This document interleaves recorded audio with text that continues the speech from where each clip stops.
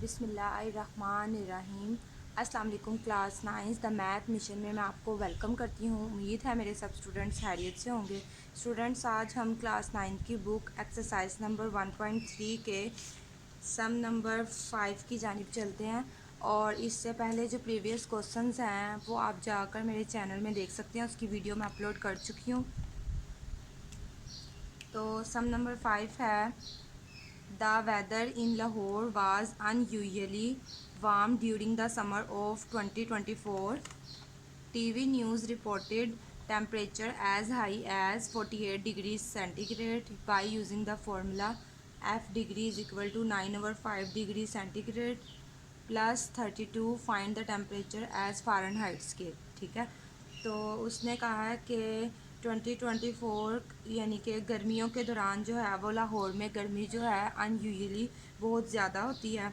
ठीक है, उसने कहा है टीवी न्यूज़ रिपोर्टर के मुताबिक जो टेम्परेचर है वो ज़्यादा से ज़्यादा 48 डिग्री सेंटीग्रेड है।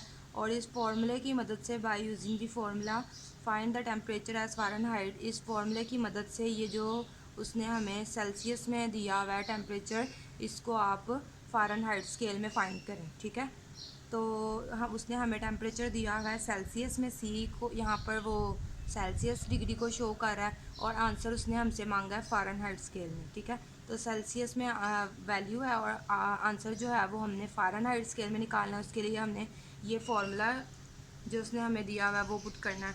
तो उसके लिए सबसे पहले यहाँ पे लिखेंगे बिस्मिल्लाहिर्रहमानिर्रहीम। तो सबसे पहले यहाँ पे लिखेंगे हम टेम्परेचर इन सेल्सियस स्केल, यानी कि टेम्परेचर जो सेल्सियस स्केल में है वो कितना है। तो हमने यहाँ पे बताना है पहले टेम्परेचर इस इन सी डिग्री, यानी कि सेल्सियस स्केल में टेम्परेचर कितना है 48 डिग्री सी। ठीक है, अब यहाँ पे लिखेंगे by using the formula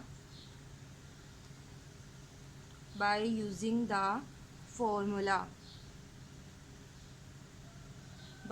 the formula हमने इस फार्मूले की मदद से फाइंड करना है। तो फार्मूला हमारे पास है F degree is equal to 9/5 C degree plus 32। अब इसमें हमने क्या करना है, वैल्यू पुट करनी है सी की। वो हमारे पास क्या है 48, तो हमने 48 जो है वो इस वाले क्वेश्चन में वो पुट कर देना। तो हम यहाँ पे लिखेंगे पुटिंग दी वैल्यू ऑफ सी की वैल्यू पुट करेंगे। यहाँ पे हम लिख देंगे एफ डिग्री, यहाँ 9/5 आ जाएगा। सी है तो सी की वैल्यू जो है वो 48 डिग्री है प्लस 32। अब आगे हम क्या करेंगे, 9 को 48 से हम कर देंगे मल्टीप्लाई। तो 9 मल्टीप्लाई बाय 48 हमारे पास यहाँ पर आ गया है 432 डिवाइडेड बाय 5 प्लस 32। ठीक है, अब इसके बाद इसको हम डिवाइड करेंगे 5 से। तो यहाँ पे आ रहा है हमारे पास 86.4 plus 32।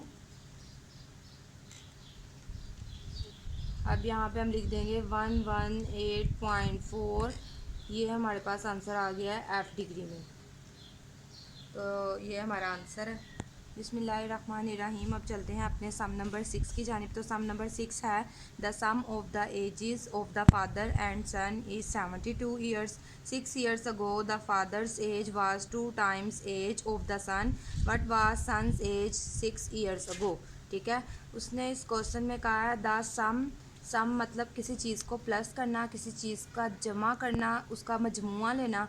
Of the ages of the father, यानी कि वो कह रहा है कि फ़ादर और सन की जो एजेस का सम है वो 72 है।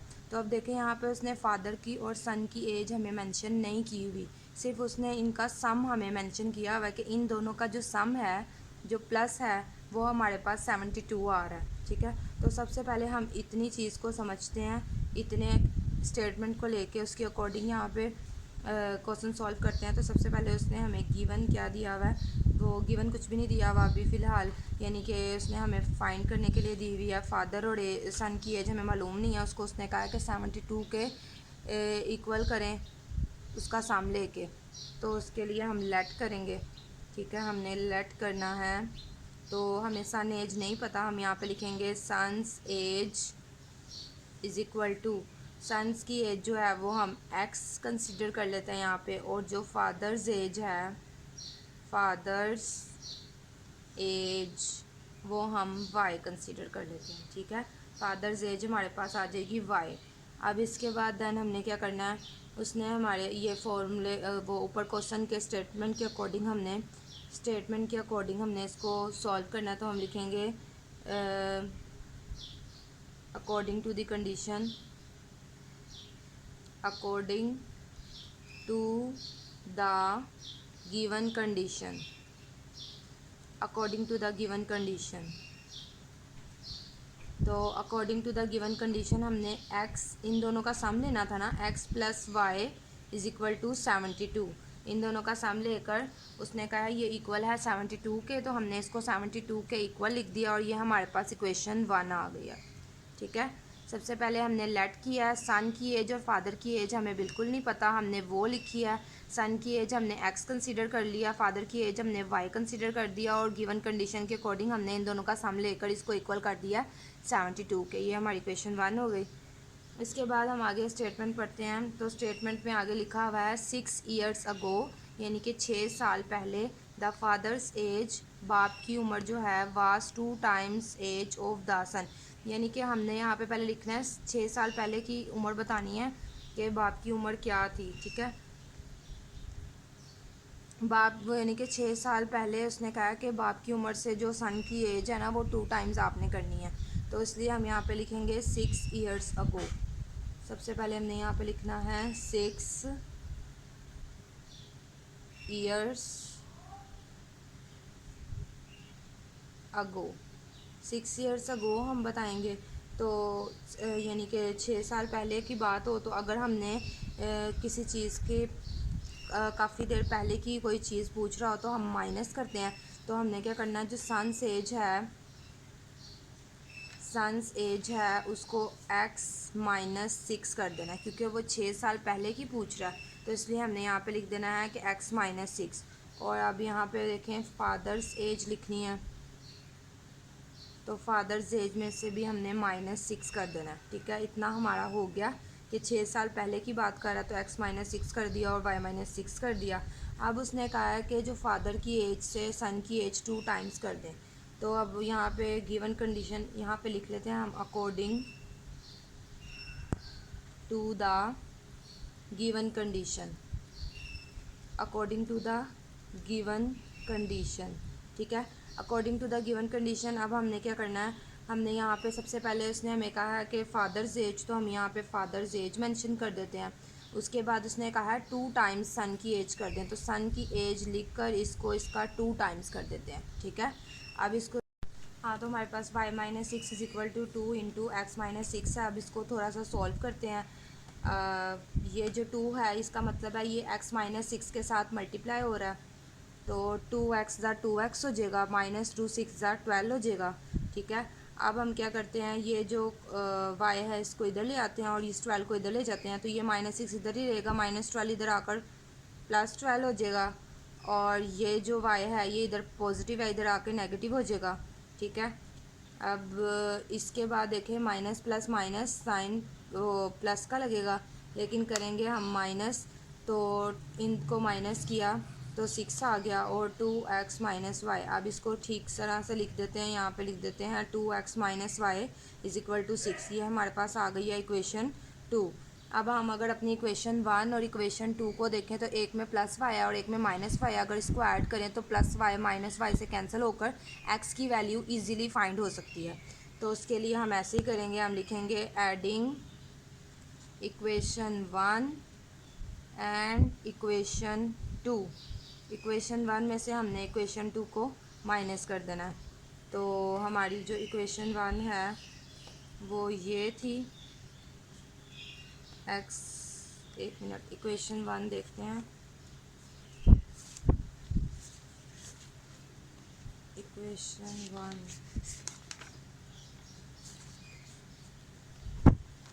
x plus y is equal to 72। ये हमारी क्वेश्चन 1 थी। क्वेश्चन 2 है 2x minus y is equal to 6। इनको हमने करना है प्लस, ये प्लस वाई माइनस वाई से कैंसिल हो जाएगा और इसके साथ कुछ नहीं तो 1 कंसीडर कर लेते हैं। 1 में 2 प्लस किया तो यहाँ 3x आ जाएगा और 72 में 6 प्लस करेंगे तो 78 आ जाएगा। अब इसके बाद देखें यहाँ x है 78/3 आ जाएगा। अगर हम 78 को 3 से मल्टीप्लाई करें, 78 डिवाइडेड बाई 3 तो 26 आ रहा है। ठीक है, x इज इक्वल टू हमारे पास आ रहा है 26। तो ये तो जो अब अभी निकली है एज, ये तो उसकी अब वाली एज है ना, तो उसने हमसे 6 साल पहले वाली एज पूछी है। तो 26 जो उसकी है वो अब जो अब चल रही है वो एज है। 6 साल पहले वाली एज हमने करनी है क्योंकि हम उसने हमसे क्वेश्चन में 6 साल पहले वाली एज मांगी है। तो 6 ईयर्स अगो वाली एज हमने यहाँ पे लिखनी है। तो उसमें सन्स की एज क्या थी, x माइनस 6 करना है। तो x हमारे पास ये गिवन है, उसकी वैल्यू पुट करेंगे, उसमें से 6 माइनस कर देंगे तो 20। इसका मतलब कि 6 साल पहले बेटे की जो एज थी वो 20 ईयर्स थी। ठीक है, बिस्मिल्लाहिर्रहमानिर्रहीम। अब चलते हैं अपने सम नंबर 7 की जानिब। तो सम नंबर 7 है Mirha boat a toy ₹4,1500 and sold for ₹1520। What was her profit percentage. तो उसने कहा कि मिरहा ने एक खिलौना ख़रीदा है 1500 में और उसको बेचा है 1520 में। तो उसको कितना प्रॉफिट, उसकी प्रॉफिट परसेंटेज क्या है, उसको कितना मुनाफा मिला और वो कितने परसेंटेज मिला। ठीक है, तो हमने सबसे पहले बताना है कि उसने ख़रीदा कितने में है और बेचा कितने में है। तो ख़रीदना जो होता है, बोट करना जो होता है वो हमारी कॉस्ट प्राइस होती है और सोल्ड करना होता है हमारी सेलिंग प्राइस। तो सबसे पहले हम यहाँ पे लिखते हैं अपनी कॉस्ट प्राइस। तो कॉस्ट प्राइस हमारे पास है ₹1500। उसके बाद हमने यहाँ पर लिखनी है अपनी सेलिंग प्राइस। तो सेलिंग प्राइस है हमारे पास ₹1520। ये हमारी कॉस्ट प्राइस हो गई, ये हमारी सेलिंग प्राइस हो गई। अब हमने यहाँ पर प्रॉफिट का फॉर्मूला पुट करना है। अगर प्रॉफिट के फॉर्मूले की बात करें तो प्रॉफिट का फॉर्मूला है cost price minus selling price, sorry selling price minus cost price. Selling price minus cost price, इसको दोबारा लिख लेते हैं। प्रॉफिट के फॉर्मूले में selling price minus cost price. ठीक है, ये हमारा फॉर्मूला है। अब इसमें वैल्यू पुट करते हैं। सेलिंग प्राइस हमारे पास थी 1520 और कॉस्ट प्राइस हमारे पास था 1500। तो अगर इन दोनों को माइनस करें तो 20 आता है। ये तो हमारा प्रॉफिट है, लेकिन उसने हमसे क्वेश्चन में प्रॉफिट परसेंटेज मांगा हुआ है तो उसका अलग से एक फॉर्मूला होता है। हमने यहाँ पे लिखना है प्रॉफिट परसेंटेज। प्रॉफिट परसेंटेज आ गया। ठीक है, हमने यहाँ पे देखना है, ये देखें बुक में उसने प्रॉफिट परसेंटेज का फॉर्मूला लिखा हुआ है यहाँ पे कि प्रॉफिट परसेंटेज अगर निकालनी है तो उसका फॉर्मूला है प्रॉफिट ओवर, ये CP का मतलब है cost price, profit over cost price multiply by 100 और आगे परसेंटेज का निशान आ जाएगा। तो हम इस फॉर्मूले को यूज़ करेंगे, लिखेंगे profit over cost price multiply by 100 और बाहर लगा देंगे परसेंटेज का साइन। अब इसके बाद देखें प्रॉफिट हमारे पास यहाँ पे क्या आया था 20, तो हमने लिख देना 20 और कॉस्ट प्राइस हमारी क्या है 1500, वो लिख देंगे और यहाँ पे हम लिख देंगे 100 और परसेंटेज का निशान लगा देंगे। इसके बाद देखें ये 2 ज़ीरोस इन 2 ज़ीरोस से कट कर देते हैं तो यहाँ पे हमारे पास आता है 20/15%। तो अगर हम 20 को डिवाइड कर दें 15 से तो 20 डिवाइडेड बाय 15 हमारे पास आ रहा है 1.33। इसको बस इधर तक लिख के आगे परसेंटेज लगाते हैं। तो ये जो हमारे पास आई है ये हमारी प्रॉफिट परसेंटेज है और यही हमारा आंसर है, ये हमारा आंसर। बिस्मिल्लाहिर्रहमानिर्रहीम। अब चलते हैं अपने सम नंबर 8 की जानिब। तो सम नंबर 8 है the annual income of Tayyab is 9,60,000 while the exempted amount is rupees 1,30,000, how much tax would he have to pay at the rate of 0.75%। ठीक है, तो उसने कहा है कि तैयब की जो एनुअल इनकम है, तैयब की एनुअल इनकम वो हमारे पास है 9,60,000। ठीक है, और while the exempted amount is 1,30,000, यानी कि एग्जाम्प्टेड अमाउंट वो अमाउंट है जिस पर टैक्स उसको अदा नहीं करना। ठीक है, जो रकम उसकी बिल्कुल फ्री है वो एग्जाम्प्टेड अमाउंट है, इस अमाउंट पे टैक्स उसको अदा नहीं करना। इस रकम में से जो ये इतनी रकम है वो हम निकाल लेंगे जो हमारी एग्जाम्प्टेड अमाउंट है जिस पे हमने टैक्स अदा नहीं करना। ठीक है, उसके बाद उसने कहा how much tax would he have to pay at the rate of 0.75, तो बताएं कि उसको कितना टैक्स अदा करना पड़ेगा अगर टैक्स का जो रेट है वो इस हिसाब से है। ठीक है, तो इसको हम सॉल्व करते हैं। सबसे पहले हम लिखेंगे जो तैयब की जो है वो एनुअल अमाउंट, एनुअल इनकम जो है हम पहले वो लिखते हैं। तो यहाँ पे लिखेंगे annual income, annual income of Tayyab. ठीक है, तैयब की हमने एनुअल इनकम बतानी है, तो वो हमारे पास है 9,60,000, यानी कि 9,60,000। ठीक है, अब इसके बाद हमने यहाँ पे एग्जाम्प्टेड अमाउंट बतानी है। एग्जाम्प्टेड अमाउंट जो हमारे पास है वो है 1,30,000। ठीक है, अब हमने इसको माइनस कर देना है। ठीक है, अब हमने इसको माइनस करना है, तो हम यहाँ पे लिखेंगे कि टैक्सेबल अमाउंट जो है हमारी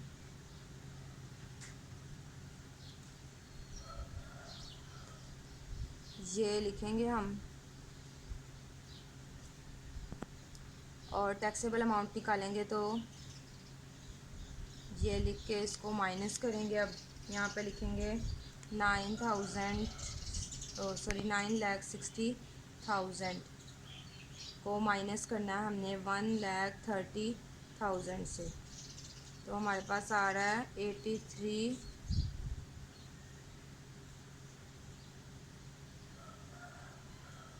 यहाँ पे आ रहा है 8,30,000। ठीक है, 8,30,000 आ रहा है। अब हमने यहाँ पे देखना है कि हमें किस रेट पे उसको करना है। ठीक है, तो यहाँ पे हमने रेट लिखनी है, रेट लिखना है, रेट ऑफ टैक्स क्या है, तो रेट ऑफ टैक्स जो है वो हमारे पास 0.75% है। ठीक है, 0.75%। तो अब हमने अमाउंट ऑफ टैक्स, तो रेट ऑफ टैक्स जो है वो हमारे पास 0.75 है। अब हमने वो अमाउंट बतानी है कि अमाउंट ऑफ टैक्स निकालना है कि जो अमाउंट पर हमारे पास टैक्स जो लगा वो कितना होगा। ठीक है, तो हमने सबसे पहले अपनी माइनस करके जो अमाउंट आई थी वो लिख देनी है। ठीक है, उसके बाद हमने यहाँ पे 0.75 जो हमारा टैक्स का रेट है वो लिख देना है। अब इसके बाद देखें 830,000 लिख के ये पॉइंट ओपन कर देंगे इसका 0.75 का, तो 75 आ जाएगा, पॉइंट की जगह पे 1 आ जाएगा, पॉइंट के बाद 2 वैल्यूज़ हैं, 2 ज़ीरोज़ लगा देंगे, और यहाँ पे जो परसेंटेज का निशान है उसको हम 1/100 की फॉर्म में लिख देंगे, क्योंकि आपको पता है परसेंटेज की वैल्यू 100 होती है, तो यहाँ 1/100 लिख देंगे। अब इसके बाद देखें यहाँ पे भी 2 ज़ीरोज़ हैं, ये 2 ज़ीरो से कैंसिल होंगे और ये 2 ज़ीरोज़ भी इस 2 ज़ीरो से कैंसिल हो जाएंगे, तो यहाँ 83 मल्टीप्लाई बाय 75 बचेगा। अब हमने इसको कैलकुलेटर पे फाइंड करना है, 83 मल्टीप्लाई बाय 75, तो हमारे पास आ रहा है 6,225। ठीक है, तो इतना टैक्स लगेगा उस अमाउंट के ऊपर, जो हमारे पास ये अमाउंट आई है ना इसके ऊपर इतना टैक्स लगेगा। बिस्मिल्लाहिर्रहमानिर्रहीम। हमारा नेक्स्ट क्वेश्चन सम नंबर 9 है, उसमें वैल्यू है find the compound markup on ₹3,75,000 for 1 year eight the rate of 14% compounded annually. ठीक है, तो इसमें देखें उसने हमने कंपाउंड मार्कअप निकालना है, फाइंड करना है, और उसने हमें वैल्यू ये दी हुई है 1 साल की, और रेट जो है वो ये बताया हुआ है उसका। तो हमारे पास जो ये वैल्यू है ये इसमें प्रिंसिपल अमाउंट है। ठीक है, तो हमने यहाँ पर लिख देना है सबसे पहले